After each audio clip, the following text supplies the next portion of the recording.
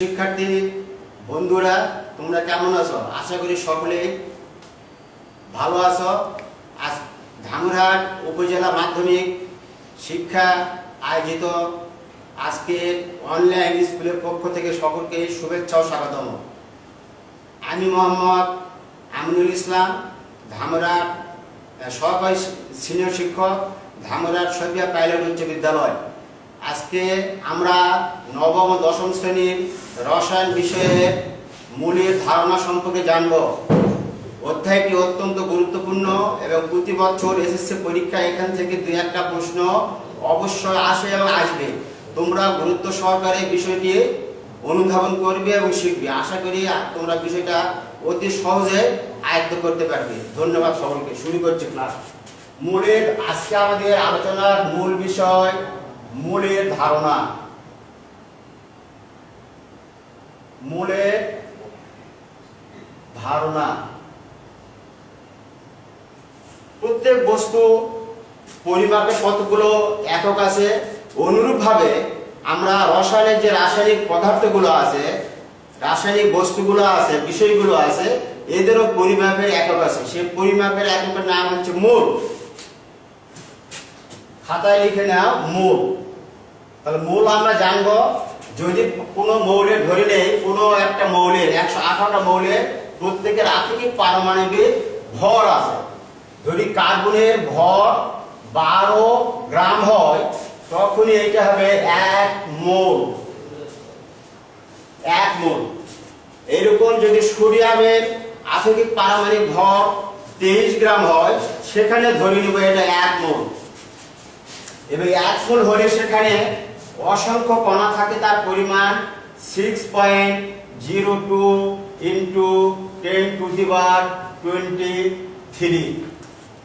এখন এখানে তিনটা সম্পর্ক আছে, একটা গ্রামের সম্পর্ক, একটা মোলের সম্পর্ক, একটা সংখ্যা সম্পর্ক। তিনটা সম্পর্ক পারস্পরিক রূপান্তর হয়। গ্রাম থেকে মোল, অনুরূপভাবে মোল থেকে গ্রামে রূপান্তর হয়। আমরা এখন লিখি একটি পানির অণুর ভর কত। তোমরা খাতায় লিখে নাও এবং অতি সহজভাবে শিখবে এবং জটিলভাবে শেখার কোনো প্রয়োজন নেই, স্বাভাবিকভাবে আমরা জানবো। তাহলে এখানে একটা যৌগ বা একটা অণু আছে পানি। আমরা লিখলাম পানি। পানির ভর হচ্ছে হাইড্রোজেনের ভর 1 প্লাস অক্সিজেনের ইন্টু 2 প্লাস অক্সিজেনের ভর হচ্ছে 16 সমান 2 যোগ 16 সমান 18 গ্রাম। তখনই হবে 1 মোল। তাহলে 18 গ্রাম পানি মানে 1 মোল পানি। এখন একটি পানির অণুর মধ্যে অণুর ভর, পানির অণুর ভর কত? 6.02। এখন রূপান্তর করব, অণু থেকে যাব সংখ্যায়, অণু থেকে যাব আমরা এই সংখ্যায়। 6.02 ইন্টু 10⁻23 টি কণার পানির ভর 18 গ্রাম। অতএব একটি কণার পানির ভর 18 ভাগ 6.02 ইন্টু 10⁻23। আমরা এখানে প্লেন ভাগ করব। সেই ভাগগুলো স্বাভাবিক ছোট ক্যালকুলেটর ইউজ করা যায় এবং মোবাইলেও ক্যালক করা যায়। 6.02 দা আমরা প্লেন 18 ভাগ করব। 18 ভাগ করলে আসে প্রায় 3.01। এই নিচেরটা যখন উপরে যাবে তখন মাইনাস হবে, ইন্টু 10⁻23। এটা হবে মাইনাস। ভাগটা করে দেখি।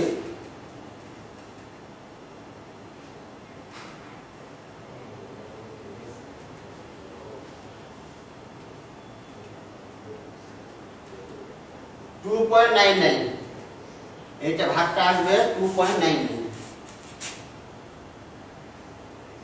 2.99 0.999 এতটি পানির কণা আছে। একটি পানির অণুতে এতটাই কি আছে? পানির কণা আছে।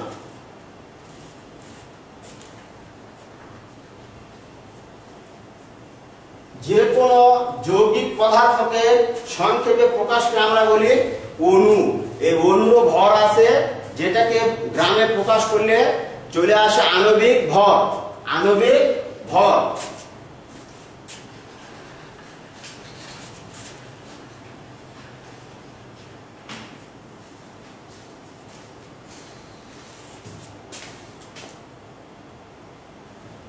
হাইড্রোক্লোরিক অ্যাসিড একটা যৌগ।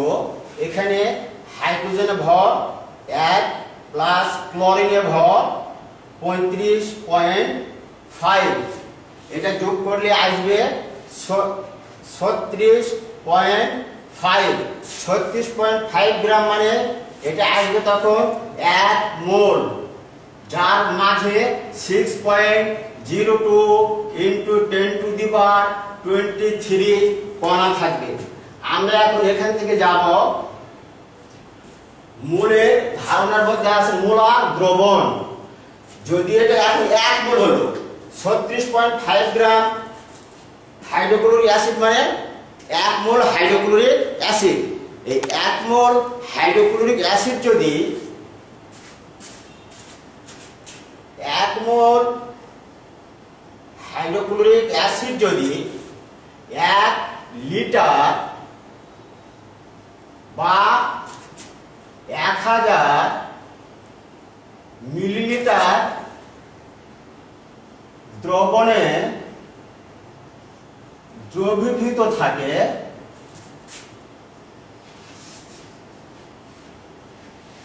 তাকে মোলার দ্রবণ বলে। মোলার দ্রবণ বলে। শুধু কি হাইড্রোক্লোরিক অ্যাসিড যৌগের জন্য কি মোলার দ্রবণ? যতগুলো যৌগ আমরা তৈরি করব, যদি ওই যৌগের মোট আণবিক ভর হয়, আর সেই আণবিক বস্তুটা যদি 1 লিটার বা 1000 মিলিলিটার দ্রবণে দ্রবীভূত হয়, তাকে বলা হবে মোলার দ্রবণ। এখন ধরে নিয়ে সালফিউরিক অ্যাসিডের আণবিক ভর 98 গ্রাম। 98 গ্রাম সালফিউরিক অ্যাসিড যদি 1 লিটার বা 1000 মিলিলিটার দ্রবণে দ্রবীভূত হয়, তাকেও মোলার দ্রবণ বলা হবে। যদি এখানে সোডিয়াম ক্লোরাইড বলি, যদি এখানে সোডিয়াম ক্লোরাইড একটা অণু, এই সোডিয়াম ক্লোরাইডের ভর হবে 58.5। এই 58.5 গ্রাম সোডিয়াম ক্লোরাইড যদি 1 লিটার বা 1000 মিলিলিটার দ্রবণে দ্রবীভূত হয়, তাকে সোডিয়াম ক্লোরাইডের মোলার দ্রবণ বলে। তাহলে আমরা মোলার দ্রবণ জানলাম, যে কোনো অণুর মোলার দ্রবণ আমরা এখন জানতে পারলাম এবং আমরা লিখতেও পারবো।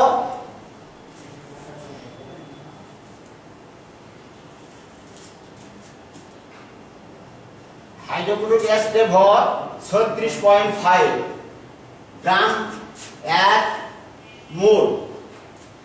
এখন এই 36.5 না হয় যদি 2 মোল হয়, 2 মোল হাইড্রোক্লোরিক অ্যাসিড যদি 1 লিটার বা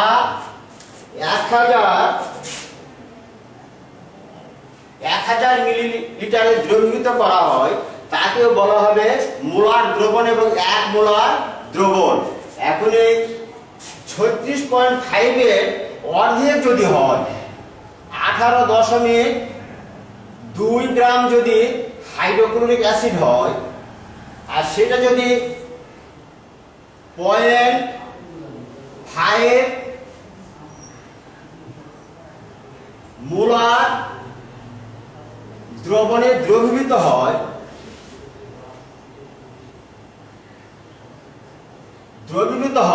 তাকে বলা হবে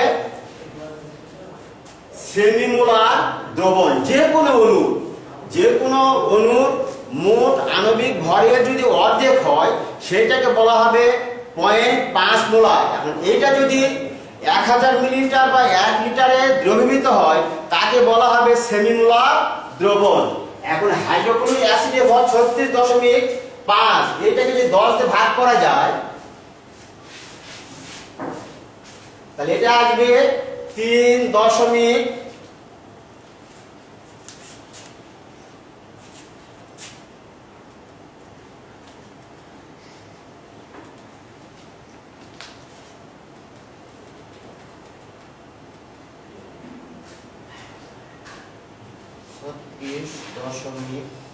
5 ভাগ 10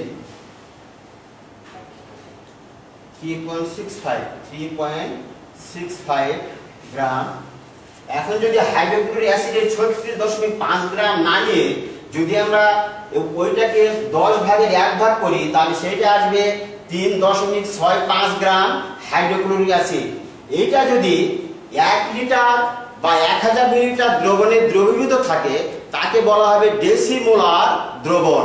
তাহলে আমরা জানলাম মোট, মোলার সংখ্যা, মোলার দ্রবণ, সেমিমোলার দ্রবণ এবং ডেসিমোলার দ্রবণ। আমরা একটা গাণিতিক ভাবে মোট এটা সমস্যা দেখি। এখান থেকে প্রত্যেক পরীক্ষায় একটি করে অঙ্ক আসে। ধরে নেই 10 গ্রাম সোডিয়াম ও 15 গ্রাম ক্লোরিন যদি একটি পাত্রে রাখা হয় তবে কি পরিমাণ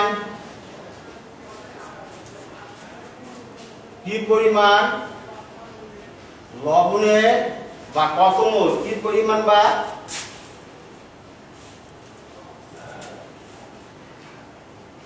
কত মোল লবণ পাওয়া যাবে।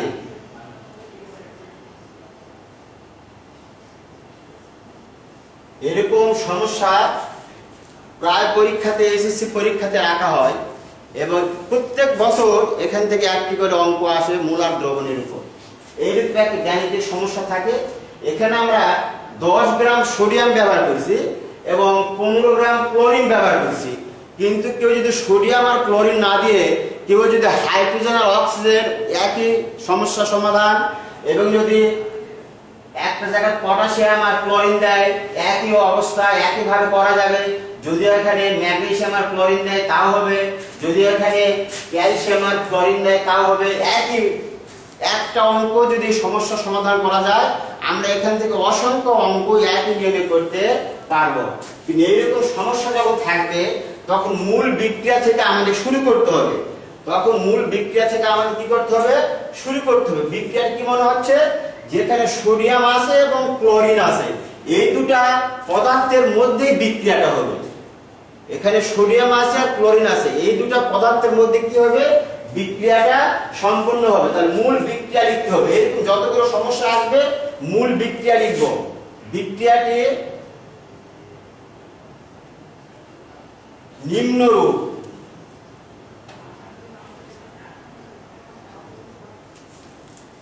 Sodium plus chlorine, sodium chloride উৎপন্ন হবে।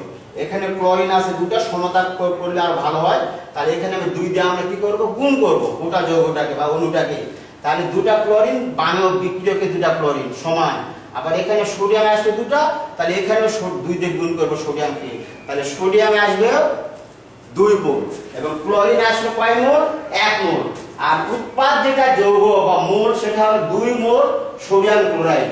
তাহলে এখানে 2 মোল সোডিয়াম এবং 1 মোল ক্লোরিন বিক্রিয়া করে 2 মোল সোডিয়াম ক্লোরাইড হচ্ছে। এখন এখানে ব্যবহার করা হচ্ছে কি 2 ইনটু সোডিয়ামের ভর 23, তার মানে 46 গ্রাম সোডিয়াম, আর এখানে ক্লোরিনের ভর 35.5 ইনটু দুটো আছে ক্লোরিন, তাহলে 2 দিয়ে গুণ 35 × 70 আর 1 71, তাহলে 71 গ্রাম ক্লোরিন আর 46 গ্রাম সোডিয়াম বিক্রিয়া হলে কতখানি লবণ উৎপন্ন হবে? কয় মোল? 2 ইনটু 23 যোগ 35.5 2 ইন্টু 0.5, 5 আর 3 8, 3 আর 2 5, 58.5। এটাকে আবার 2 দিয়ে গুণ করব। 5 দুগুণে 10 এর 0 হাত থাকে 1, 8 দুগুণে 16 আর 1 17, 7 হাত থাকে 1, 5 দুগুণে 10 আর 1 11, 117 গ্রাম লবণ উৎপন্ন হবে। কিন্তু আমরা এখানে 10 গ্রাম সোডিয়াম আর 15 গ্রাম ক্লোরিন ব্যবহার করেছি। আমরা এখানে 46, এই বিক্রিয়াটা সম্পূর্ণ হতে 46 গ্রাম সোডিয়ামের প্রয়োজন হতো এবং 71 গ্রাম ক্লোরিনের প্রয়োজন হতো। তাহলে এখানে আমরা কত মোল পাতাম? 1 মোল লবণ পাতাম সোডিয়াম ক্লোরাইড, যার ভর হচ্ছে 117 গ্রাম, অর্থাৎ এটাও 1 মোল লবণ। কিন্তু এই বিক্রিয়াটির মধ্যে দেখা যাচ্ছে যে 10 গ্রাম সোডিয়াম আর 15 গ্রাম ক্লোরিন নেওয়া হয়েছে। আসলে কি 10 গ্রাম সোডিয়াম 15 গ্রাম ক্লোরিনের সাথে বিক্রিয়া করবে, অথবা 15 গ্রাম ক্লোরিন কি 10 গ্রাম সোডিয়ামের সাথে বিক্রিয়া করবে? এইটা এখন আমাদের জানতে হবে, তাহলে বিষয়টা আরো সহজ হবে এবং বোধগম্য হবে। এখানে 10 গ্রাম সোডিয়াম আর 15 গ্রাম ক্লোরিন, এটা আমরা একটু মনে রাখবো।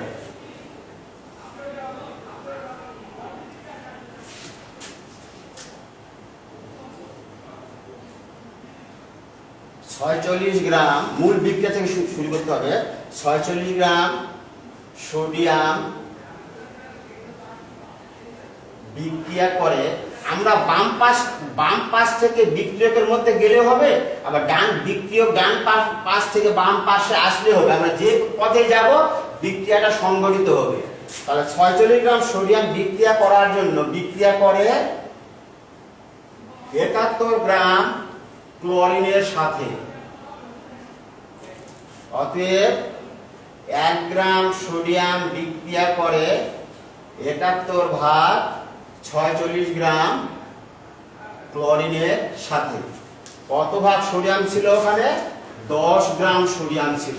তাহলে 10 গ্রাম সোডিয়াম বিক্রিয়া করে 71 গুণ 10 ভাগ 46। এখানে একটু কাটাকাটি করতে হবে। এখানে তোমরা ক্যালকুলেটর ব্যবহার করতে পারো অতি সহজেই। 71 গুণ 10 সমান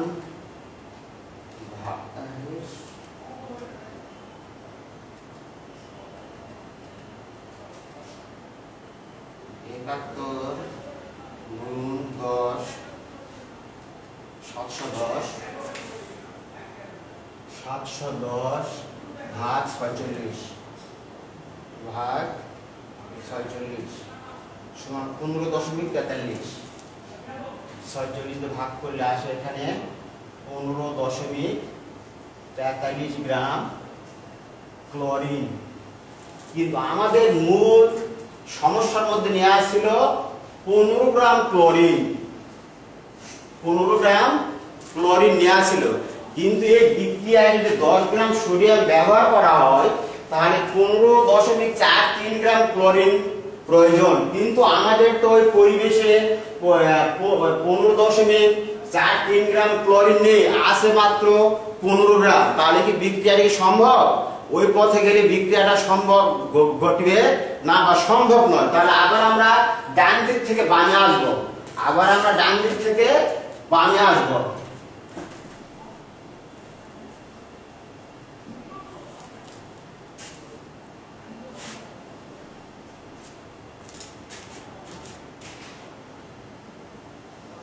71 গ্রাম ক্লোরিন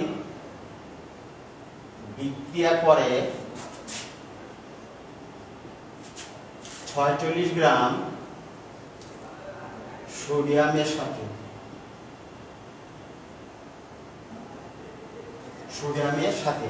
অতএব 1 গ্রাম ক্লোরিন বিক্রিয়া করে 46 ভাগ 71 গ্রাম সোডিয়ামের সাথে।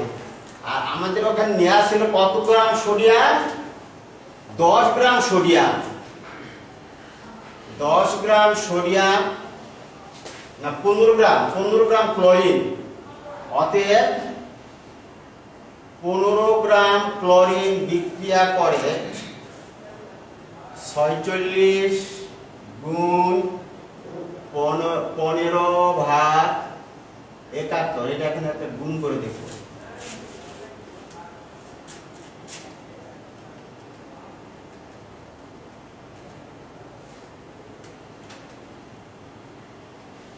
ছয়চল্লিশ গুণ 15 সমান ভাগ 71, 9.71 9.71 গ্রাম সোডিয়াম। এরপরে গেলে মনে হচ্ছে যে বিক্রিয়াটা ঘটবে। আমরা ওখানে নিয়েছিলাম 10 গ্রাম সোডিয়াম, আর এখানে ব্যবহার হচ্ছে 9.71 গ্রাম সোডিয়াম। তাই এই পথে গেলে বিক্রিয়াটা আমাদের সংঘটিত হবে। আমরা এই পথে আরো দেখব যে কতটুকু সোডিয়াম ক্লোরাইড উৎপন্ন হবে, কতটুকু সোডিয়াম ক্লোরাইড বা কত মোল সোডিয়াম ক্লোরাইড উৎপন্ন হবে। আমরা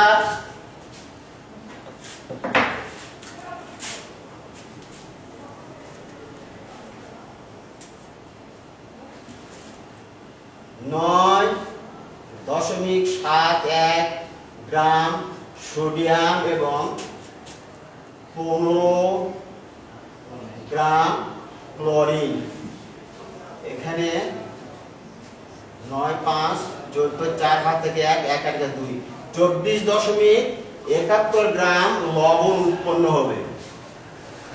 লবণ উৎপন্ন হবে, কিন্তু এখানে চাওয়া আছে কত মোল। সমস্যাটা ছিল 10 গ্রাম সোডিয়াম এবং 15 গ্রাম ক্লোরিন যদি একটা পাত্রে নেওয়া হয়, সেখানে কত মোল সোডিয়াম ক্লোরাইড উৎপন্ন হবে। আমাদের সোডিয়াম ক্লোরাইড এখানে ছিল কত, 2 × 23 যোগ 35.5, 2 × 0.5 5 আর 3 8 3 আর 2 5, এইটা গুণ করলে 5 × 10 9 থেকে 8 17 7 থেকে 5 10 আর 11 117 গ্রাম আমাদের সোডিয়াম ক্লোরাইড লবণ উৎপন্ন হয় মূল বিক্রিয়ায়। এখন আমরা দেখব কত মোল সোডিয়াম ক্লোরাইড বা লবণ উৎপন্ন হবে। 117 গ্রাম সোডিয়াম ক্লোরাইড সমান 1 মোল। অতএব 1 গ্রাম সোডিয়াম ক্লোরাইড সমান 1/117 মোল। অতএব 24.71 গ্রাম সোডিয়াম ক্লোরাইড সমান 1 গুণ 24.71/117। এখন উপরেরটা উপরে গুণ করব, নিচেরটাকে ভাগ করব, যেটা আসবে সেটা আমাদের মোল।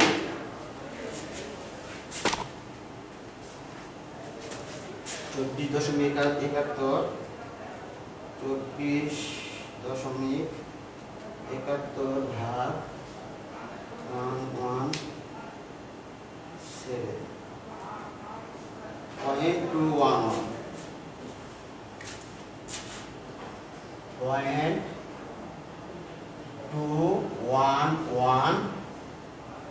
মোল,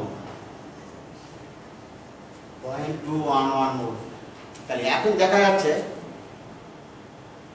10 গ্রাম সোডিয়াম আর 15 গ্রাম ক্লোরিন যদি ব্যবহার করা হয়, তাহলে 0.211 মোল লবণ উৎপন্ন হবে। লবণ উৎপন্ন হবে। তোমরা এখন বাইরে একটি কাজ লিখে নাও, খাতা কলম সবাই বের করো, বের করে একটা সমস্যা লিখে নাও। এটা আগামী দিনে তোমরা বাড়ি থেকে লিখে নিয়ে আসবে।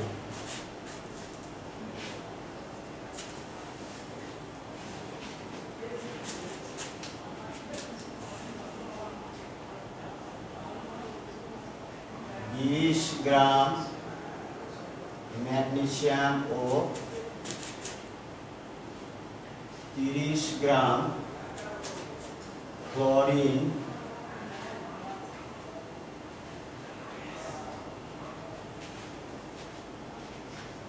ক্লোরিন একটি পাত্রে যদি নেওয়া হয় তাহলে কত মোল লবণ উৎপন্ন হবে? এটা ব্যারিক কাজ লিখে দাও। আশা করি তোমরা এই বিষয়টি উপলব্ধি করে মানে বিষয়টি সহজে উপলব্ধি করতে পেরেছো এবং বার্ষিক মানে এসএসসি পরীক্ষার জন্য ব্যাপক প্রস্তুতি নিবে এই অধ্যায়ের উপরে। অবশ্যই একটি করে প্রশ্ন 10 নম্বরে একটি করে প্রশ্ন এই অধ্যায় থেকে রাখা হয়। তোমাদের সকলকে ধন্যবাদ। আবার দেখা হবে। করোনামুক্ত বাংলাদেশ সকলে আমরা সুস্থ থাকি, সতর্ক থাকি এবং তোমাদের পদচারণায় বাংলাদেশের এবং আমাদের সকলের স্কুলগুলো পদচারণায় ভরে উঠুক। স্কুলের প্রত্যেকটি গৃহকোণ আবার শিক্ষায় ভরে উঠুক। এ পর্যন্ত আজকের ক্লাস সমাপ্তি ঘোষণা করলাম। আল্লাহ হাফেজ।